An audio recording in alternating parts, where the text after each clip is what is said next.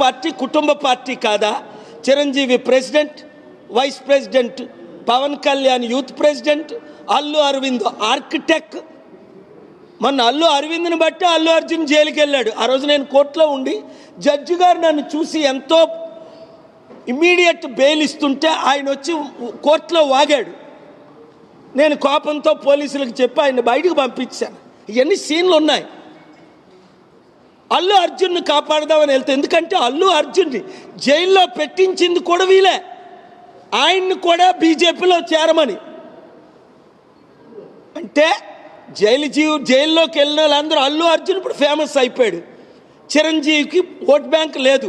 దానికి రుజువు 2014లో ఆయన రాత్రి పగలు తిరిగిన 1% ఆయన పార్టీ కాంగ్రెస్ పార్టీకి ఓట్లు ఎవడేయలే. Prajarajyam chapter close.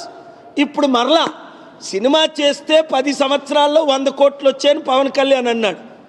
100 కోట్లు 100 రూపాయలు మిగలలేదు అన్నాడు. అందుకనే రాజకీయ పార్టీ జనసేన పెట్టారు.